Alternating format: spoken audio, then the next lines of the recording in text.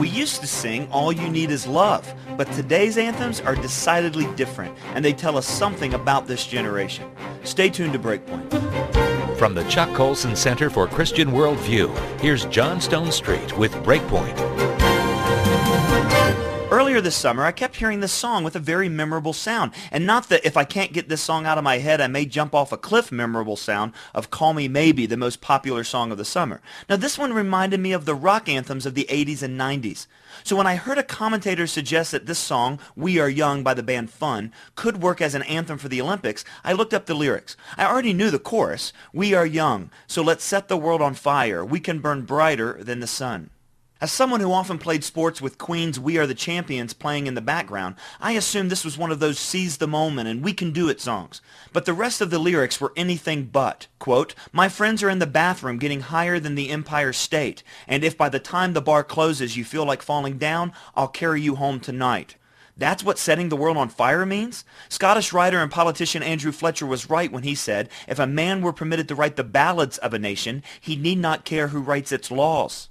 My friend David Eaton, who leads a terrific worldview ministry for students called Axis, says, We Are Young is like so many other songs that focus on the here and now, disassociating actions today with consequences tomorrow. Get drunk, get high tonight, but no worries about waking up tomorrow with a pregnant girlfriend or a drug habit or being unable to hold down a job. This sort of postmodern fantasy that ideas don't have consequences dangerously resonates in the minds and hearts of young people. In fact, Rolling Stone called the performance of We Are Young the defining sing-along moment of one of the largest music festivals this summer. But the immorality is only part of the problem, and celebrating the drunken bar scene isn't what bothers me most about We Are Young. Most troubling is how this lifestyle is portrayed as not even really meaningful, but as all that's left because there's nothing significant to live for. In fact, another song by Fun called Some Nights is no better. The video utilizes something as historically significant as a Civil War battle in order to sing, quote, so this is it? I sold my soul for this? Well, that is it, guys, and that is all. 5 minutes in, and I'm bored again.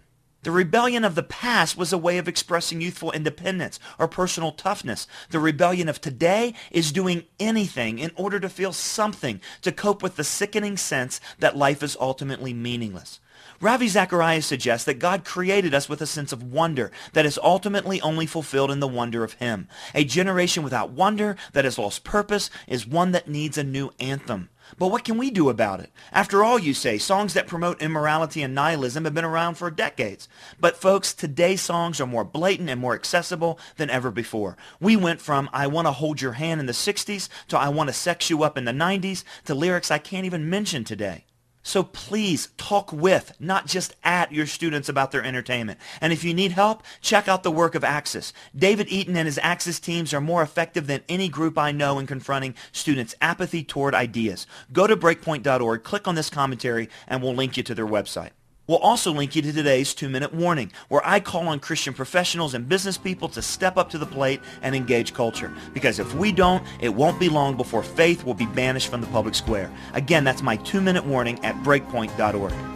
For Breakpoint, I'm John Stone Street. Again, please visit breakpoint.org or colsoncenter.org to watch the 2-minute warning video. Plus, you can browse our online bookstore of great books and other resources. That's all at our websites, breakpoint.org and colsoncenter.org.